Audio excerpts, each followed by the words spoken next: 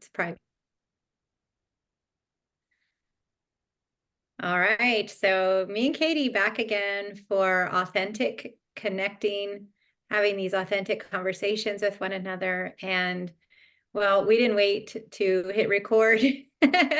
As per usual, we just have so much to talk about and we jumped right in. And so today we have already been deep diving into the topic of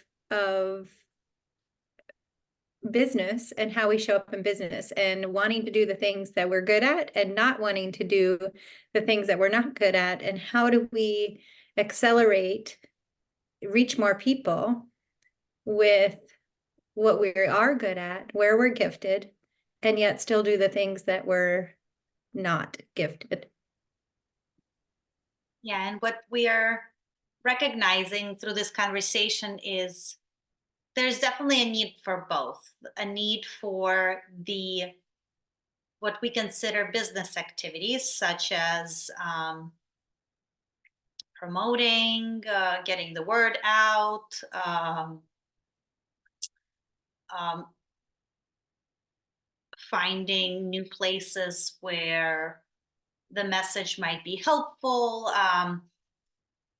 and also just I was telling Renee, I just want to do the work. I just want to show up and I just want to do. And as business owners, sometimes we are not sometimes it is expected that we wear all these hats until the business grows where we can outsource those things, right? And I've heard this a lot in business where, if you feel like you should outsource something, it's too late already. Like you should have done it earlier, which is a wonderful concept. But then the budget comes in, and those decisions have to be made really intentionally too, because being good stewards of the finances is also really important, in the overall wellness. Like that's our financial wellness is a part of us too. So there was wonderful, as Renee said, conversations happening, right? Because Renee gave this analogy of our work, and what we do is, as in our work with people one-on-one or even in groups, is to shine our light, to show up in our most authentic self and to shine it. And Renee said, it's like we're sitting on a bench right now. And when you are around the bench, right, the connection happens, right? But there's only certain visibility around the bench. But if we're lifted higher, like a lamppost, your visibility is so much higher because you could see it further, right? And you can make those connections that might have not been if you were just on the bench. And one of the topics that came up is elevating your frequency or resonance, resonating with that, what you desire to manifest in your experience, actual experience, physical experience. And I shared, I saw a clip by, I forget the gentleman's name. I remember his last name is Anka, but he channels this consciousness from the future who is named Bashar. And he was asked, the gentleman was asking, they were looking for a house and they couldn't find it. And he said, are you looking in the right place? Because if you are not on a frequency that is connected to that house that you're looking for, you will not be able to find it. So we started talking about elevating our own frequency to that of our desires. And that is this could be such a deep and wide conversation because there's really no limit to it. But Renee walked me through a few questions to get to an emotion, like if this happens, then this happens, then this, how are you feeling? What's that feeling that you're experiencing? And tapping into that feeling is what helps us lift the frequency. I'm trying to summarize this beautiful conversation that we already had without hitting record, and all these multi-leveled pieces happening to it. But that's kind of bringing you up to speed with the direction that we're going, where if you are someone that's in services, an entrepreneur that just wants to do what you're really good at, it doesn't really matter what your gift and your skill is. As an entrepreneur, there is that kind of back end, which I shared with Renee earlier last week, where I definitely had a mindset that it all had to be done by me, or like I had to be good at all the things. And because if you search or ask, there's going to be so many programs, and like, this is how it's done. It's going to have like guidelines for social media, and all of these things, right? And I was telling Renee, I was like, it's a lot, and it is not, I've come to realize that is not the system that's going to work for me. I really desire this authentic connection and authentic, not that that's not authentic. I think the unauthentic piece in that is me forcing myself to become this back end of the business too. And that's what my realization was. And I shared with Renee, I definitely felt burnt out by that. And that was another piece of our conversation today, is that there's people out there that love doing that. That's their gift. That's how they want to show up and serve. And connecting with them and just forming those relationships can be mutually beneficial too, for them to grow in what they love doing and for you to serve in the way that you want to serve. That's a summary of a really deep started. And, there are services out there that, like a virtual assistant type service that we can access. I know you and I, Katie, we both love the authentic connection of having like a person. And so, it doesn't have to be this way or that way. And especially, those who are listening in on our conversation, there are so many different options, so it's just really focusing on like, what is it that we want to do?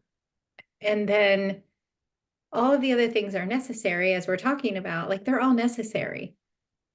And we don't have to be the one to do them. I read this book called Who Not How. And in the book, actually the book was written by someone who wanted to write a book but didn't have anything to write about.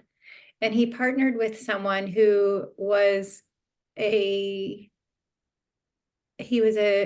speaker, and he did public speaking and workshops and things of that nature. And he had always wanted to write a book, but he wasn't gifted in that way. So the two of them partnered with one another, and the person who wrote the book was someone who, is fulfilling a dream of his. So they co-wrote this book together. It was one person's content and the other person's ability to author the book.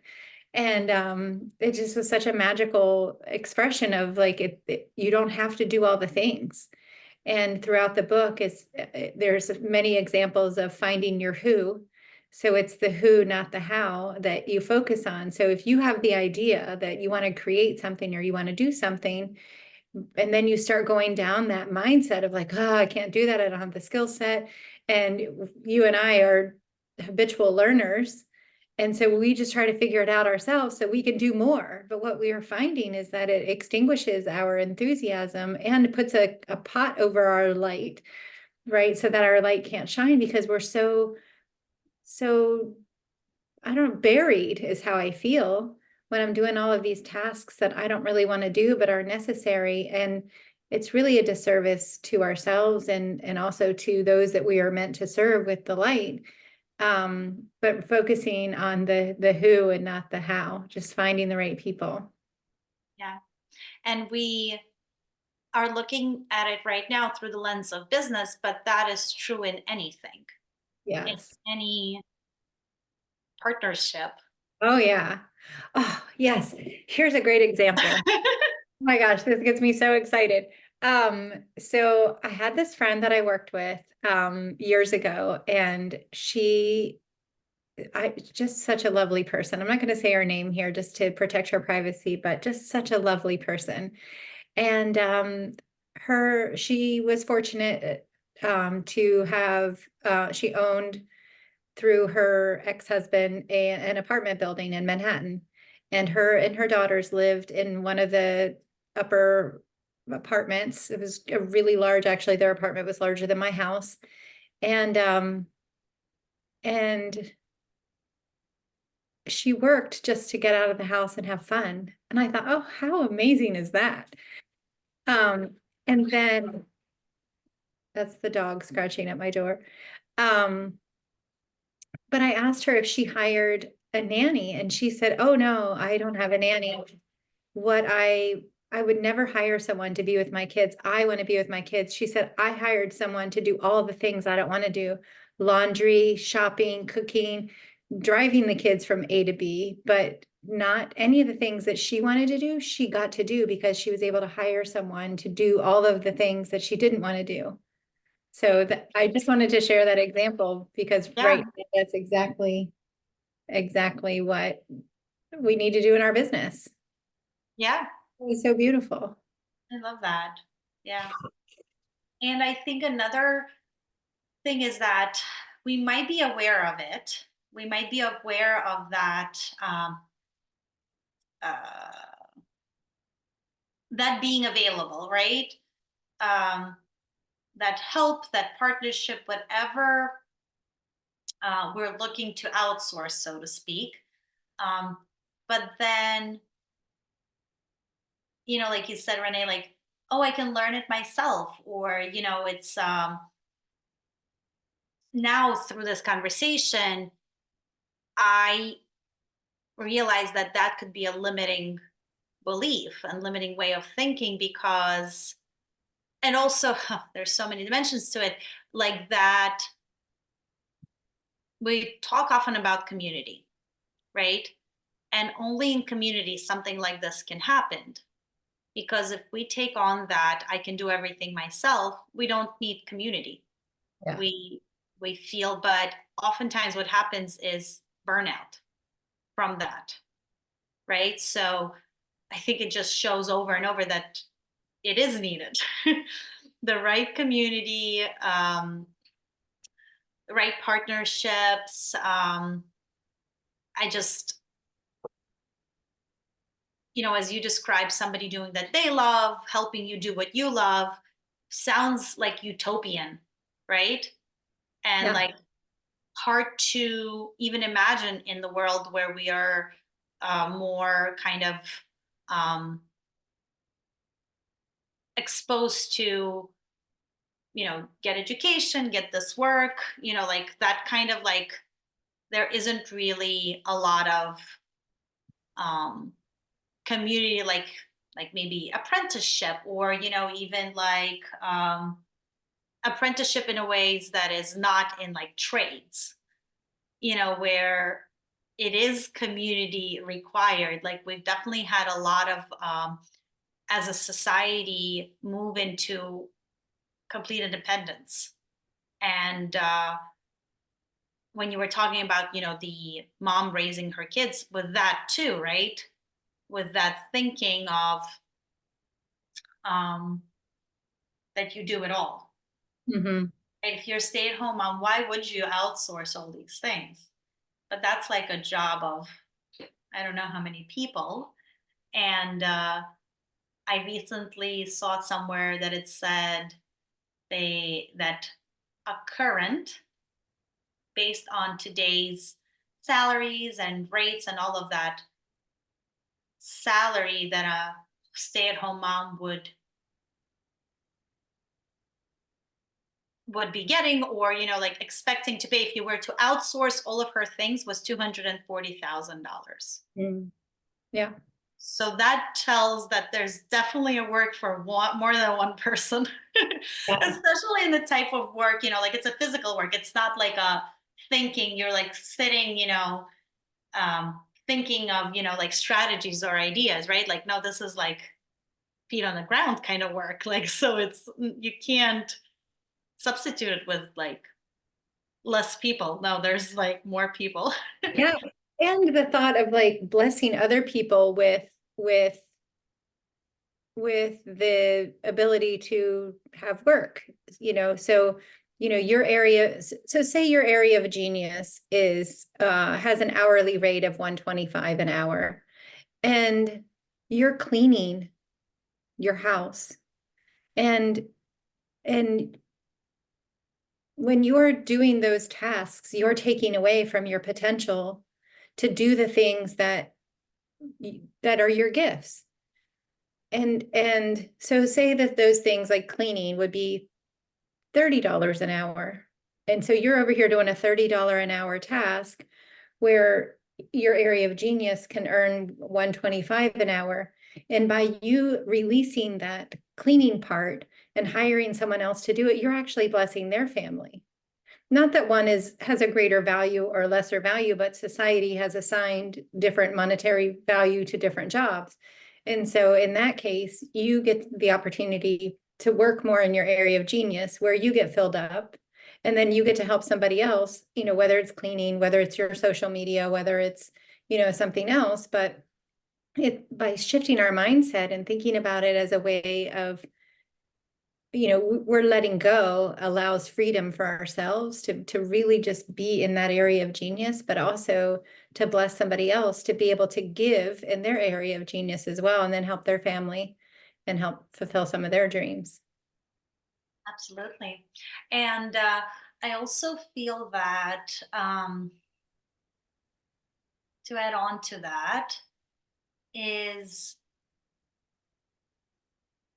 to recognize it or to see it requires to observe it or like to acknowledge it or to, because I feel like sometimes it just becomes such a um, part of what you do that you don't even realize it, Mhm. until you pause and reflect on it. And another part of it makes me think like makes me want to create a community where we have all of these amazing skills, right? We have amazing cleaners and we have amazing social media, like whatever the trade is, Mhm. like car insurance, auto insurance, or, like doesn't have to be a service of, like it doesn't have to be tied to any particular service. It could be a variety of service, but the people that come together um, really see it that way, the way you just shared, right? That by inviting somebody else to do something that you, even if you like doing it, don't have the time to do it. Mhm. It's not, it's so much more than just hiring somebody to do your work. Yeah. It Yeah. like lifts you because you are looking at it such a different way. Yeah. Yeah. I'm saying all of this. I don't do any of it. I am I'm like, Yeah. well, I Well, could do it. Like, and I actually do enjoy a lot of things that people don't enjoy. Like, I'm very surprised when people say they don't like food shopping, because for me it's much better than any sort of like any kind of shopping. Like, I love food shopping. I love like going into the store, farmers market, like what's like creating ideas for food. So for me it's hard to outsource that, but I definitely have done it when I've been busy and I just need food, right? yeah. Luckily we have these like things at the palm and the in our palms that we could quickly do that. Yeah. But I think we take on things, I'm reading this book called On Our Best Behavior by Elise, I forget her last name. Um, and, it talks about how we've been groomed as a society from way back that, as women, we take on and take on and take on and take on and take on. And, we're responsible for all of these things and all of these people, raising children. And we are trying to people please. And also something that you said was, I take all of these things on, and it triggered this thought for me, taking all of these things on, it's part of taking them on, part of the societal grooming, but it's also part of like not wanting to burden someone else by asking for help. And also a little bit is about control. So I'll just do it myself so I know it's done right, right? There's a bit of that in some aspects. And for some of us, I'm a recovering perfectionist, which, that is a whole nother topic, but that is covering up for something else, right? But, just there's so many ways that we can dive deep and wide, like you said, with the other. But just like people pleasing and knowing that like, no, like enough's enough. And, in this book, it talks about how women specifically are expected to perform in this way, but a lot of it is expectations we place on ourselves. And she talks a lot about how men don't experience that, how it's sometimes for most men who don't experience that, who, have an okay time, golfing or hanging out with guys and doing social things. And she gave statistics on the percentage of time men spend on leisure and the percentage of time that women spend on leisure. And it's like some really gross difference. And it's what we do to ourselves, with even, she gave another example of spending time in the evening watching a movie with her spouse or with her children. She's not actually present watching a movie. She was organizing calendars and replying to emails and, doing all of these other things, like dividing her time and attention while she was sitting there pretending to be watching the movie with the family. So anyway, I think that it's important to pull over and sort of recognize that, and then ask, is this serving me? Is this what I want? Does it feel good? And how do I start to release the grip just a little bit? And what does that look like? And how does it feel? And sometimes releasing the grip doesn't feel good. And, addressing what part of it doesn't feel good. Is it the part of like, oh, I'm releasing control and now the towels aren't folded in the trifold that I prefer, right? Or is it the feeling of like, oh, I had to ask my child who, to do a task around the house that I normally do. And I know that their schedule's already stretched. And so, there's a couple things you can dig into there. What is my perfectionism around how the towels are folded? Why does that actually matter? And then, why is my child's schedule so jammed that I feel guilty for asking them to clean the bathroom, right?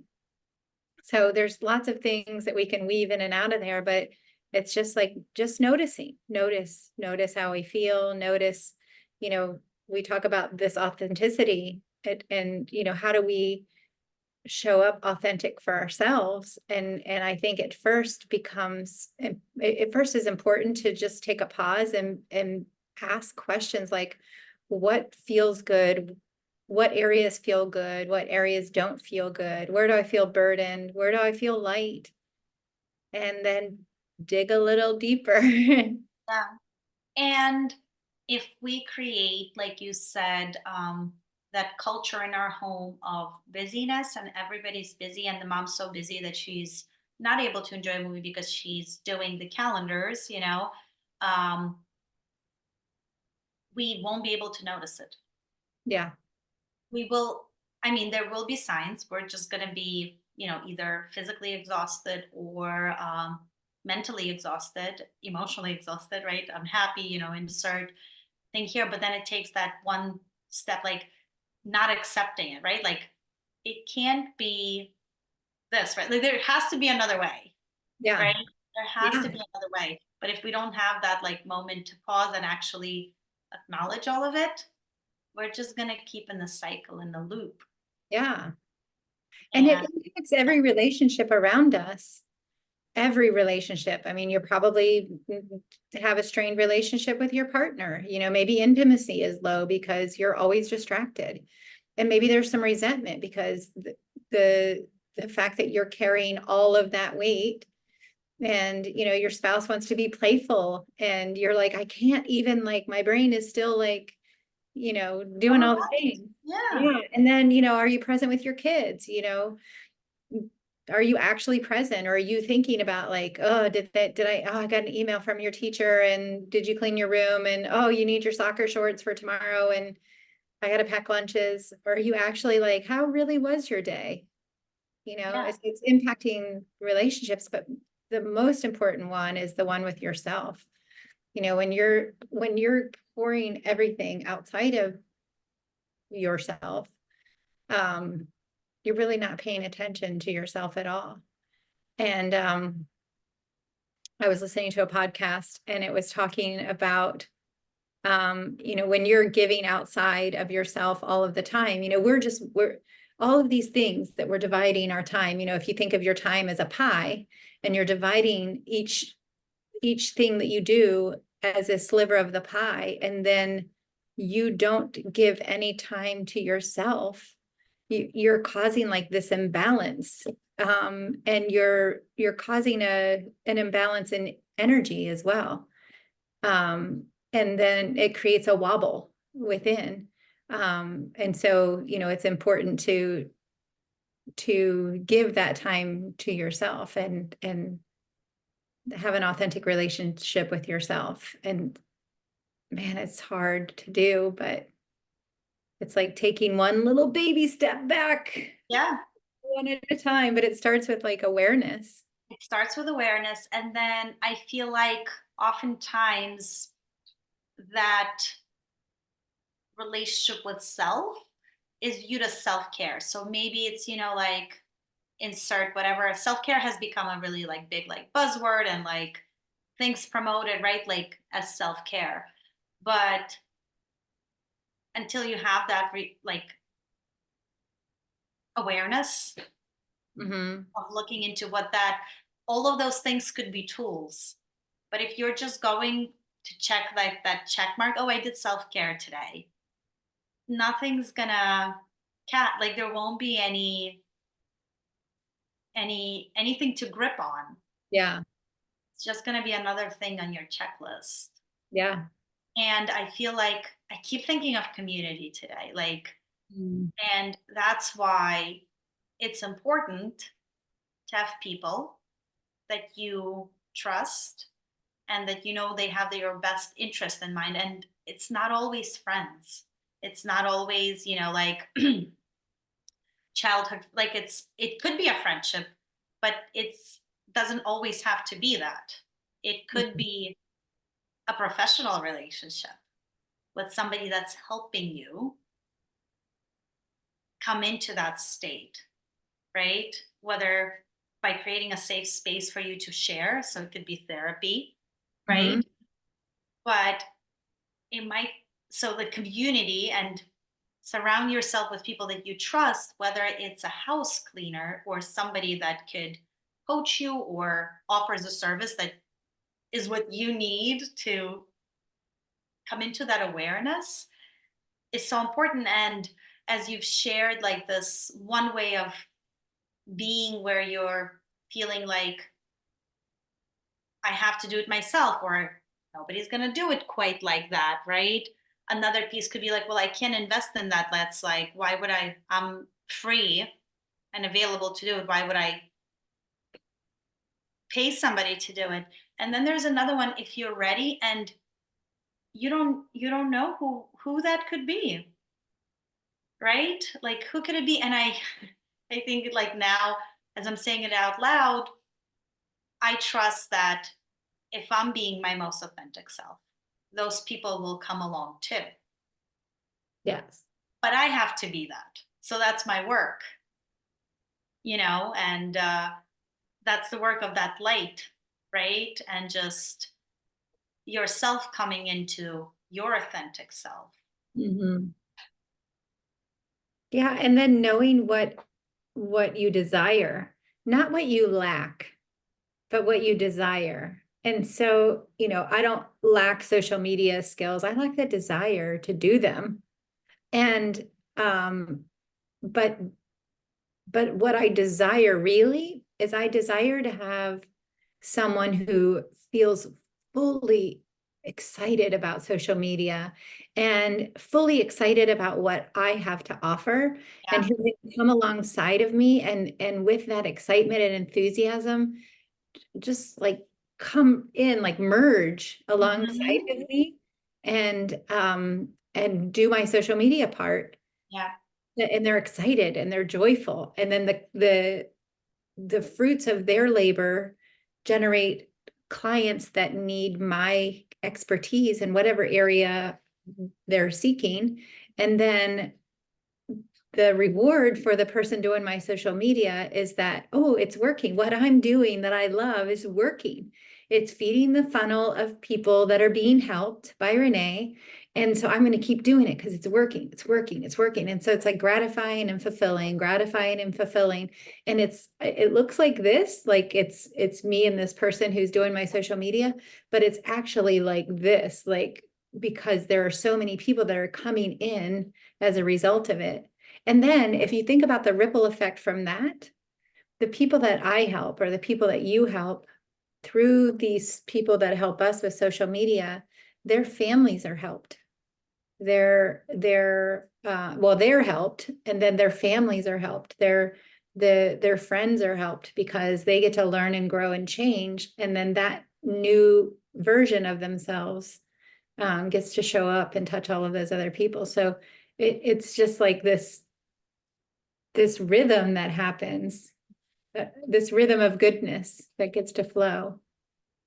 Yeah, absolutely.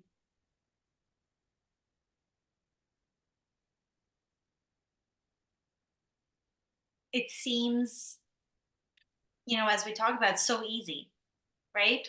Once it's aligned and it's in place, but getting to there might feel a lot less than easy, Mm-hmm.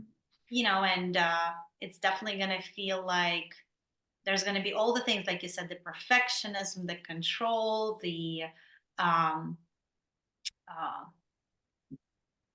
lack of relationship, lack of, that what you described, that synchronicity and that mutually beneficial.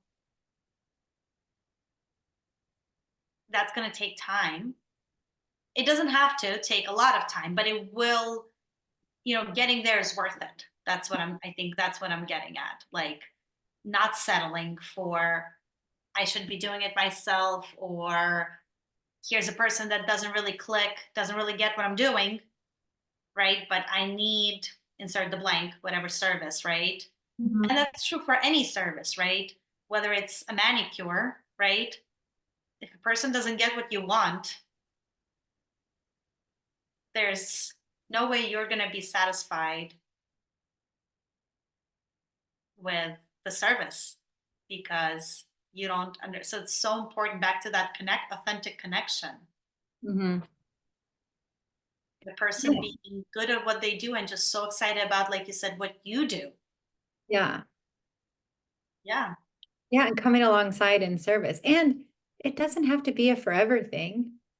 It could be a for now thing. Like this is the next step Yeah. to move in the direction.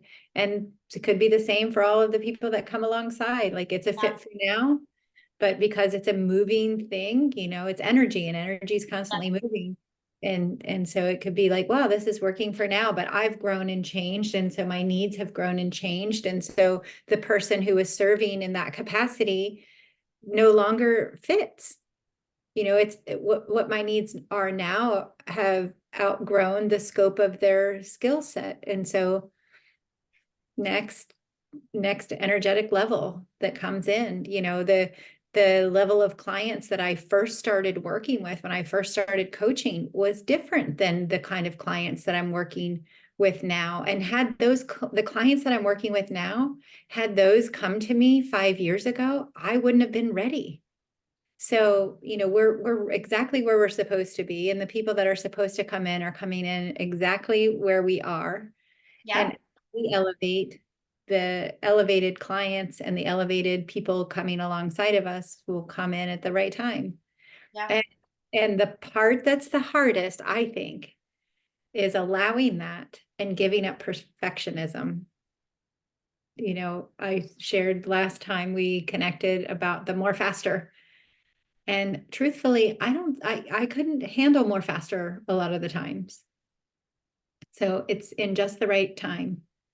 And just surrendering to that is my part, you know, surrendering to the timing being as it should be and not forcing it or trying to control it, but more allow with open hands instead of closed hands. Mm-hmm. Yeah, absolutely. I think for me, it just brings it back to like doing our work. So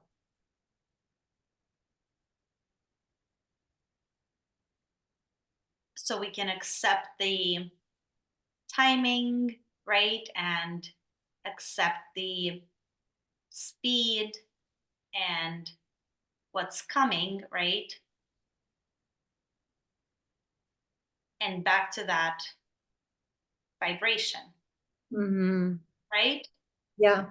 Bringing yourself um, to that highest vibration available to you in this moment so that everything that's coming your way can make it your way, right? Like it's Oh. another analogy that was used with that. If you're not at the frequency, you're not going to be able to see it. Was um, using your TV to put on channel 2, right? So that's the frequency of channel 2, but you want to see the program that's on channel 4. You can't get it on channel 2. It's only available on channel 4. So you're going to have to switch channels. And I was like, "Oh, yeah, that was like kind of where all of it, like kind of his answer like made sense to." And he did ask him questions like, well, are you looking in the right place? And he was kind of like, he lacked clarity. So Mm. it's like so important for us to be able to match that frequency or, even elevate it, because if we're just busy in every day, how we talked just now, right? You're probably not going to have the clarity because you're just probably just want to get through the day.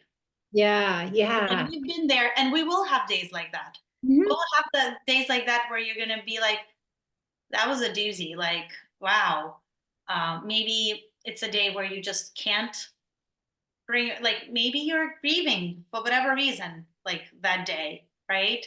Not expecting yourself to be like coming into your highest frequency, right? But Yeah. also not having that be a pattern where you never do that.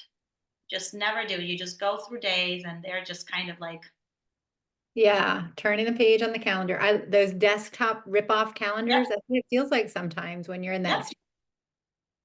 yeah. And it's like that fine balance between like, okay, it's okay to mope around. It's definitely okay. You don't have to be on all the time.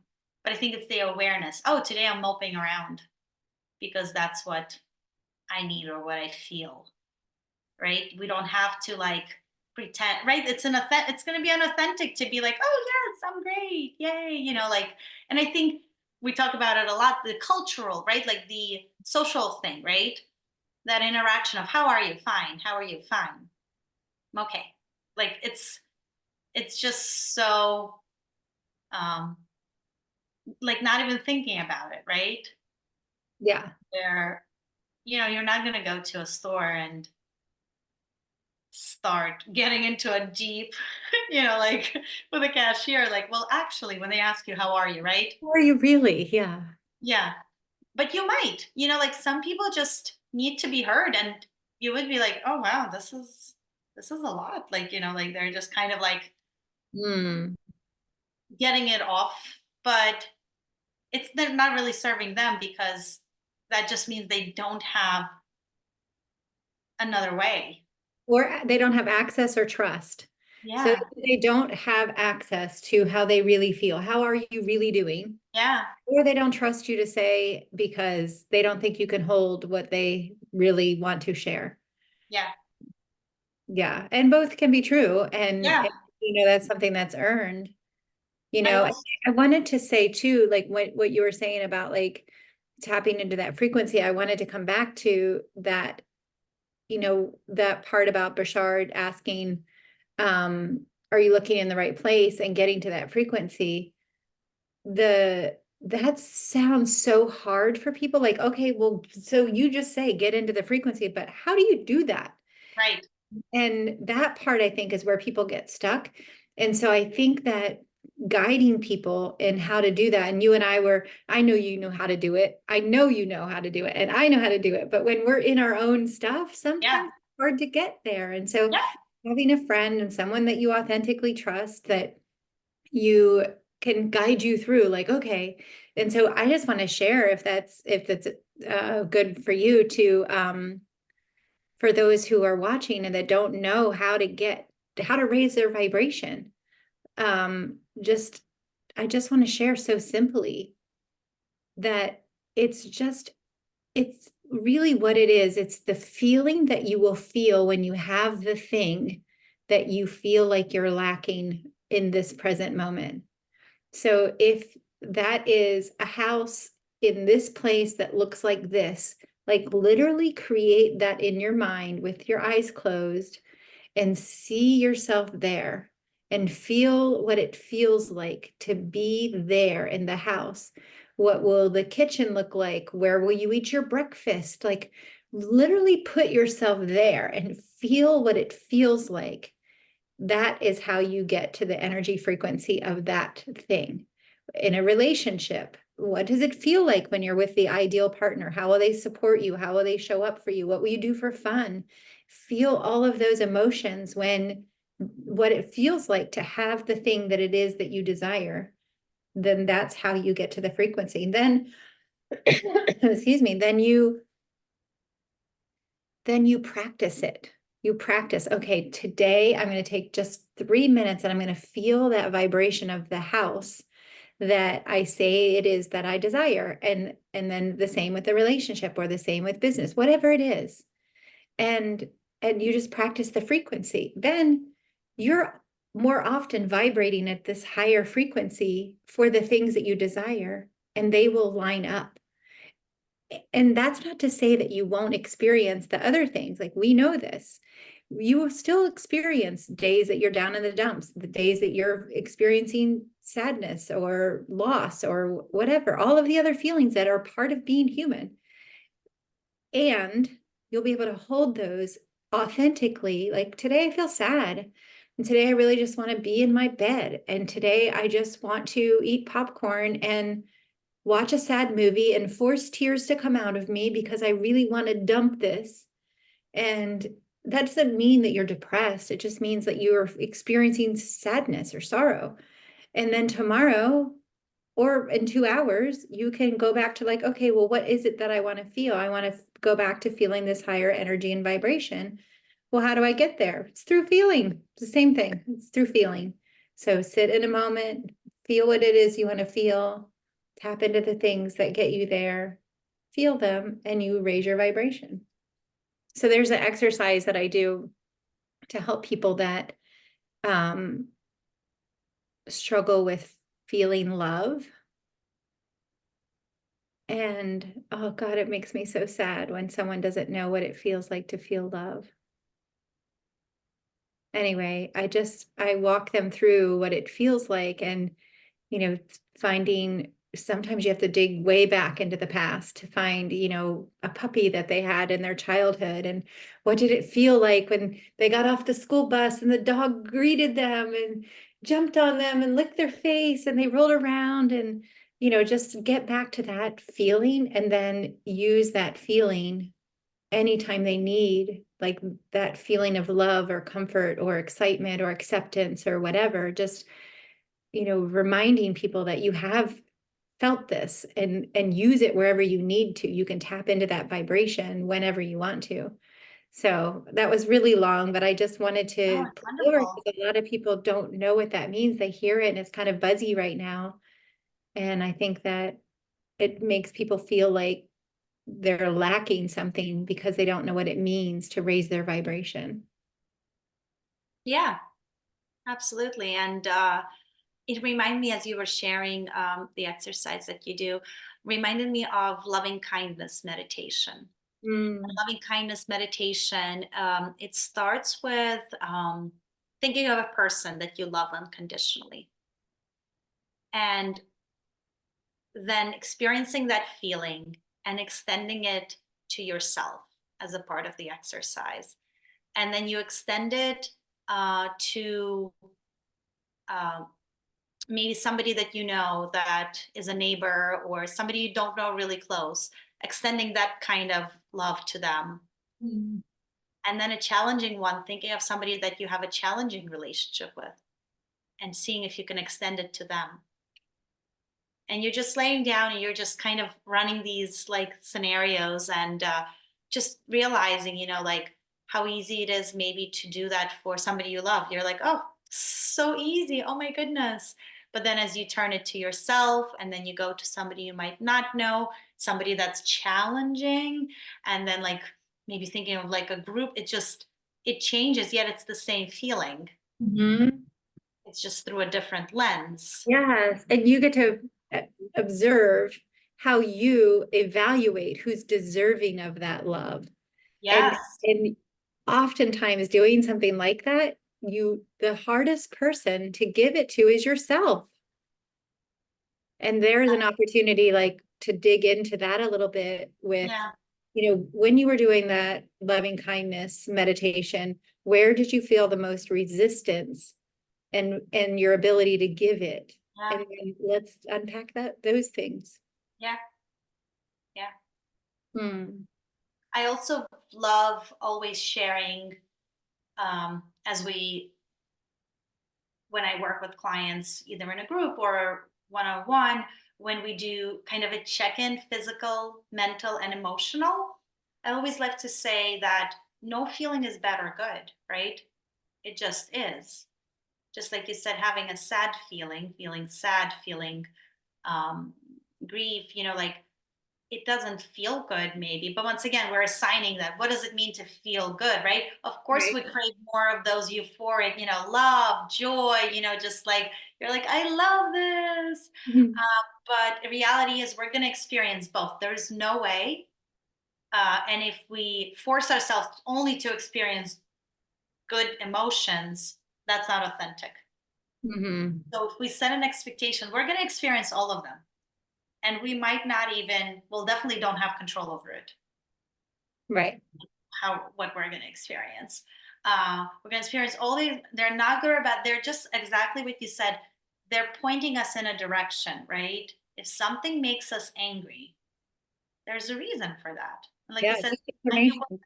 unpacking. Or if somebody, like, there's a spectrum for everyone, right? Like joy can be toxic too, because we just want to feel that joy and we're just like forcing it, like, or it's like this is the only thing I want to feel, uh what's that health, like emotional well-being has, like there's a wellness aspect of it too, right? Feeling emotionally well where you are, and that I think definitely ties to our mental and also our nervous system, right? If our nervous system is balanced, we're going to be able to handle all of those emotions that are everybody experiences. Yeah. But if it's struggling, the nervous system is just in overdrive, in any of the imbalances, it's going to be a very different experience. Yeah. So Yeah. all have clues for us. Yes. There's a clue in everything, for us, not against us, for us. Hmm. Everybody's equipped, everybody has it. They might need a little guidance, but Yeah, you're not broken. no, never. You're Uh, always whole. Yeah. Yeah. I was in a relationship that the person really just expressed anger and frustration all the time. Um, and then really a lot of the time. And then the opposite emotion was really high. And this person was the leader of a really big company. And so his team was constantly like trying to figure out like which version of this person am I going to get. And so when he came into the space, everyone was reading, his up or down, and he was just so extreme with the emotions and was really not open to having any kind of in between. And it was just really hard to be around. And he didn't have a willingness really to be aware, to tap into what that was all about. His preference was to have everything high, and if anything wasn't high, it was really low, and he just wanted it to be dealt with in extreme Extreme, measures. yeah, extremes on both ends. Yeah, and so if anything interfered with that, like you were saying, that toxic joy, if anything interfered with that, it was met with extreme anger. And it was just really difficult to be around. And I felt sad for him for feeling that. And I could dive into all the reasons why I observed and maybe analyzed, and I want to say judge, but it wasn't from a place of judgment, but just observed.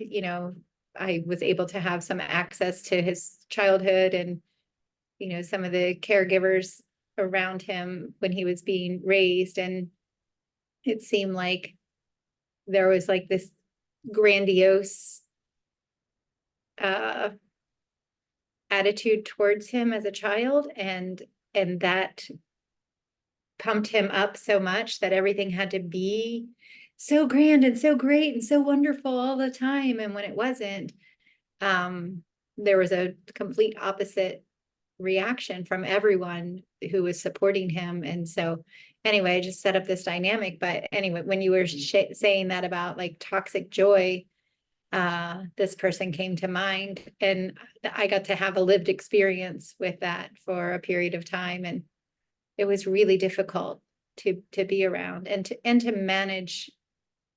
My role was between him and his team. And it was just really hard to manage that. Yeah, Yeah. yeah. And there's definitely a spectrum. So I love to give people this opportunity to examine that one is not better than the other. So there's no way to put one on pedestal and suppress the other one. Um, and you shared, and your share is like, of course, now like so many things, but one of them is making me want to acknowledge the like how everything ties in, especially as moms and caregivers. Not that dads don't play a big role, but just um, in upbringing, they do absolutely, just different, right? We play different roles, and everybody's family dynamic is different. So not generalizing there, but as parents, as a team, creating this safe environment where it's not like you said over you're the best. Every parent feels that way. I should say, most parents feel that way, right? That their kids are just the smartest. Of course, there's extremes to everything, but having them really confident, but really grounded, right? So it's like they know their worth. They don't have to prove it. They just know it, and they just love themselves, but it's not a toxic way where it's like, becomes conceited or whatever. I'm better than everybody else. But just this way of them just feeling really seen, heard, um, as they are, without them having to do something and be something. Yeah. Yeah. And I feel like we can create that. That's where I was going. As moms, so not taking out dads, but just, I never had a dad experience. Like I only have my mom experience, right? My personal mom experience. And in that, it's being me, right? Myself, everything we talked about today, self-love, perfection, like examining all of these things so that I could be my most authentic self. And then I really don't really have to do, like, you don't have to do much with the kids, right? If you're being authentic and you're going to be able to see them and hear them and give them that confidence and that feeling of safety, and like, you're doing great, you're great just the way you are, because Yeah. I'm not trying to prove anything, right? Like, I'm not trying to prove anything. I'm not like, well, so and so is running the mile at this many minutes, like, there's no competition, because it's like, I don't care about that. I care about you, right? Like, and your unique talents. So um just how important, like, where moms feel like their only job is to wash, clean, cook, do those things, right? Show for appointments, Mm-hmm. and they burn out in that, kind of like the job, like the entrepreneurship, right? Like getting burnt out in those things you feel like you should be doing, Yeah. then you don't have the time to really shine and be doing what you're doing. So this could apply. This doesn't have to be business. This is definitely applicable in parenthood as well. Yeah, definitely. Yeah. Oh, I feel like it just comes back to that authenticity, Yeah. knowing your authentic self and giving yourself permission to be your authentic self. And that sounds so simple. Oh, but man, is it hard, Mhm. especially with um, conditioning from society, from your family of origin, from yourself, trying to be a certain way to get love, acceptance, approval. Um, you know, by doing those things, you're not showing up as your authentic self. You're changing to try to get something out of survival most of the time. Yeah. And when you said, this practice of being your authentic self, how important it is to have trusted, safe relationships where you can do that, right? Well, you don't have to come in and you don't have to pretend to like something or participate in conversations that you're like not interested in, Mhm. and I'm not saying that every interaction is going to be has to be deep and like non-surface. There will be surface interactions, and that's okay, but if you only have those, it's hard to practice being your authentic self if you had, like you said, like, and I feel like, I don't want to generalize once again, but we feel like we all had some sort of conditioning and experience. Like, everybody just comes from such different places. Yeah. So creating these connections where you could just be authentic, be truthful, be yourself, practice that. I feel like that's not feel, I know it's healing. It's definitely healing. Hmm. It's it's soothing to the nervous system, because the nervous system is like, wow, this is so nice. Like, where people think you would have to like be, like meditate, like you doing these like extreme things to get really peaceful and healing, where a relationship, an authentic relationship, can do that. Yeah. And I think that even backing it up one step before is really important. And this is where I start my clients is to know thyself and just go through some self-discovery. And something you shared that you experienced when we had the gathering at my house last month, where there was conversation going on around the table when we were all eating together. And you just took the opportunity to not participate in the conversation, but just to witness yourself experiencing everything that was going on around you and noticing yourself, what you would say to that and what you would say to this and what your thoughts are about what was being said, but you intentionally chose not to contribute verbally, but just to notice. And I thought that that was such a beautiful thing that you did. And it's part of what I coach my clients to do in different areas for different reason. Don't take any action, just notice. Like, what would you do? You know, for clients that are on a health journey, they're choosing not to drink or eat fried food or, you know, make some changes or whatever in their habits. And so just like notice while you're doing that, just notice, don't judge. You know, you're out with your friends for dinner and you're choosing not to have alcohol or, you know, the fried food. And so just notice, like, what, how does that make you feel? Notice, like, are you judging yourself or are your friends judging you for not drinking with them? And just notice, just what's comfortable, what's uncomfortable. Wow, I felt better after I didn't have those things. So just notice that. Don't judge it. Just don't label it. Just notice. And, you know, what are some thoughts that you said in the morning when you got up? Like, were the first thoughts you had about yourself positive or negative? Don't judge them. Just write them down and just notice throughout the day at lunchtime. How are you feeling? You don't have to talk about it with anybody. Just notice. Like, what are your thoughts? I feel warm. You know, I feel rushed. I feel busy. I feel, you know, just notice them. And by doing that step first, maybe for a week or two, you start to get to know yourself again and pay attention to there is a self. And then when you start to do that, then you can start to have authentic relationships. For me, I really have a hard time being in relationship with people who are one way with one person and another way with another person, way with another person.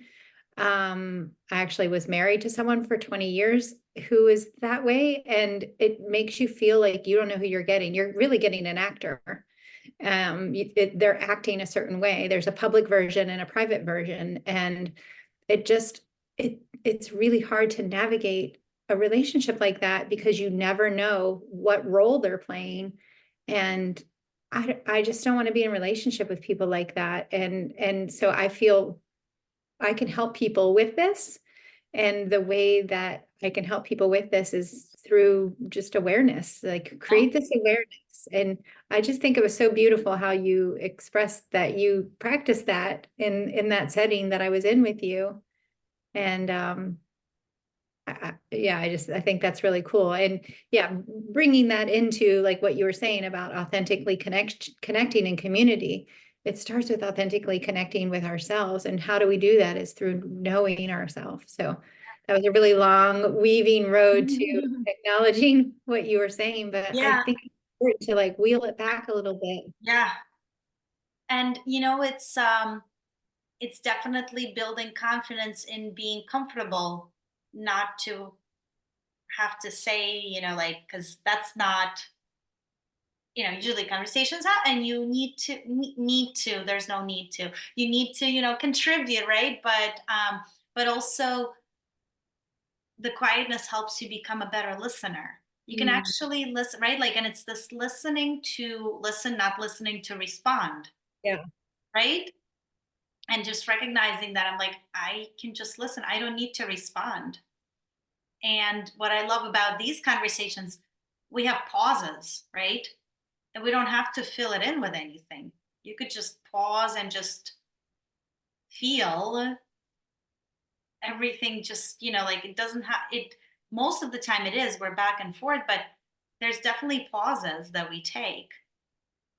And it's okay. Like the pause is, you know, like I feel like what it depends what world you came from, and like coming from like school, like conventional school, conventional college experience, and conventional like um, corporate experience, right?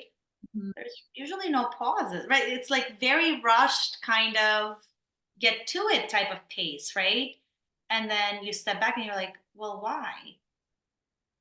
And that's really not a thing. That is really, for me, definitely very conditioning. Oh, yes. Productivity. efficiency, Yeah. room to think that. Yeah. So then when you pause to answer or like to think, that's that's foreign. Mhm. So just like being able to be, once again, back to that, like being in a place where you don't feel like you have to. Nobody, if I didn't share it with you, or like, um, people, if we were to ask other people, they probably didn't notice, right? Because that was natural. Yeah, I was naturally listening. yeah, yeah, So definitely. it's just doesn't mean we have to respond and like, yeah. I also feel like I talk about it a lot. The human design portion for me was really important, and like it's um, so I'm a projector, so it's like this dynamic of like being seen, but also being seen in an aligned way.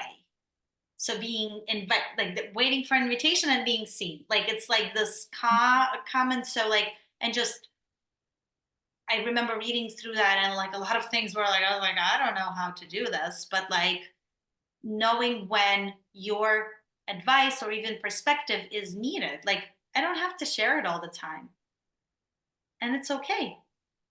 And that is really like, it's, I don't have to like have a response or have a solution if I'm not being asked, Hmm. and that's where the invitation come in. When somebody says whatever that might be, I'm like, oh, invitation, here you go. And I don't think that way, but I just recognize it, Hmm. so kind of not relearning, but like finding a new way of being Yeah, is really like something that, and I like it. It's really cool, and just like definitely know it's bringing me closer and closer to the most authentic version, which I might not even know and might be changing, right? Like it might be grow. I don't know what that is, but in this moment, at least, yeah. So thank you. Look yeah, forward to being in those groups again. yeah. Yeah. Yeah. But I'm just gonna add on, even so the more you practice it, you just can't help but be that way in other places too, even where you're gonna be the odd one out, so to speak. But you're okay with, you're like, you're kind of know it already. You're like, well, it's not common, but that's how I am. Yeah. And it's okay to be that way. Yes. Yeah. Oh gosh, it's so good, man. We could talk so much about this. So even like the clients that I coach on changing eating habits, it's okay being hungry is something that I say, like, this is what hunger feels like.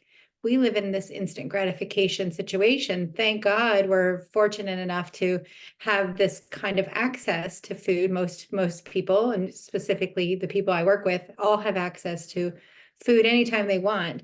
And that's part of the problem. And so withdrawing from it for a period of time to put some structure in place and to feel hungry, they're like, oh wow, I feel hungry, and that feels uncomfortable because normally I don't get to the point of being hungry. It's like, oh, okay. That's what hungry feels like. And are you starving? No. Could you go that, a period of time feeling that? Yes, but I don't want to. But it's just like going through that exercise. And it's easy to talk about when it comes to food and hunger, but it's even you can go deeper with all of the other feelings, like in this situation, I'm going to choose to observe me in this situation. What is it that I feel? What am I thinking? How did I act? How did I respond? But it takes practice. It takes a Mhm. desire. It takes practice. Yeah. And then it takes time. It takes time to like reflect, having time and space to reflect, like how was that for me sitting at a table with 12 other people, and not talking. I can share also too, Katie. I noticed. I noticed, and I have to tell you from my perspective what was going on. So I read this book called The Four Agreements with Don Miguel Ruiz, and he talked about, so one of the agreements is make no assumptions. Man, do I have a hard time with that one.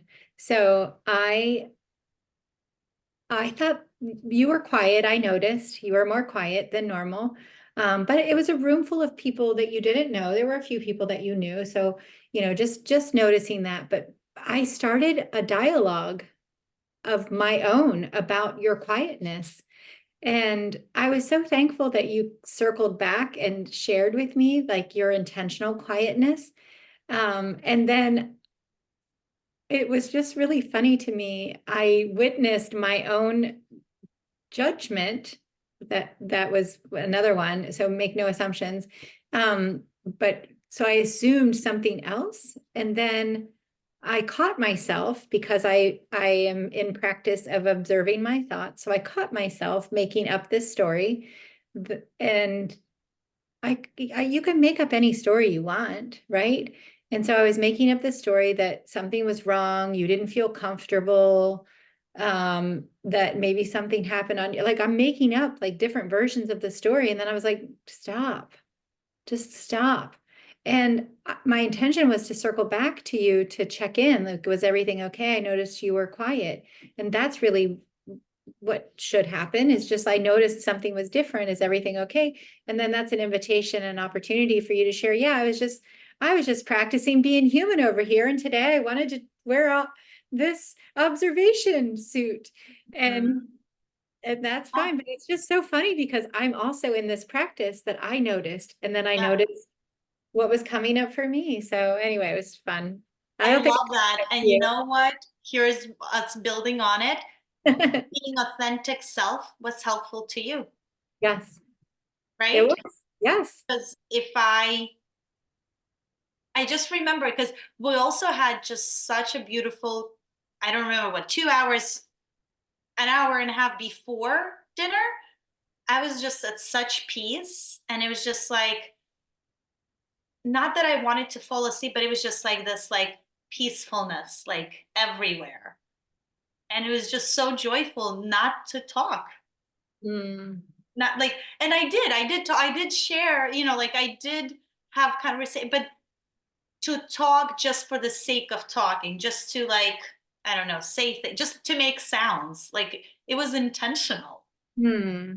And that made it extra good. I was just like soaking it in. I was just like, and it's so, I didn't know that that was happening for you, but like realizing that me being true to myself allowed you to have that experience, acknowledge it, and then validate it for you.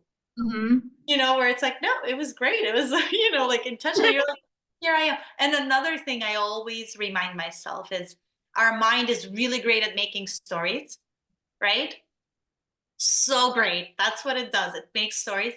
Why we go into one direction versus the other is a mystery, right? Like that's like an intentional thing we get to do, Yeah. but it could go so many ways. We can make up stories like, and the craziest thing is if we don't catch ourselves with that Oh, awareness, yeah. our brain will believe it.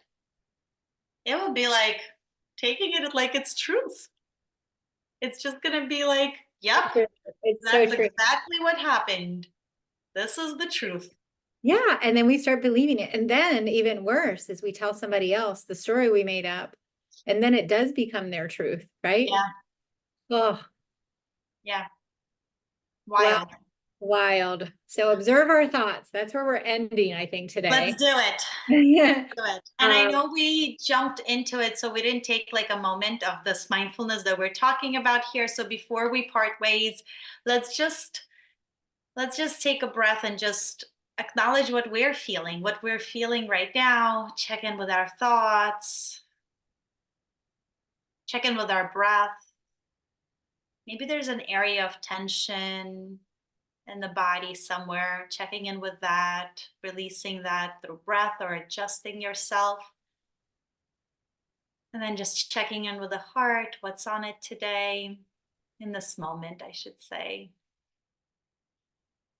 Just knowing that you're always whole, you're always complete, right here with your breath, with your awareness, not expecting it to be perfect, but definitely whole and complete. Perfect is an illusion, whole and complete is fact.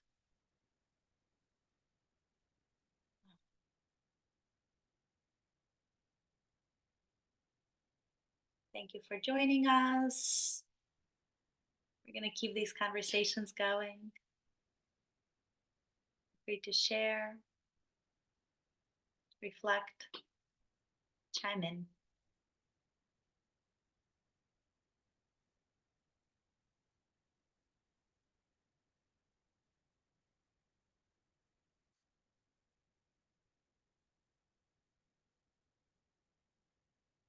Thank you.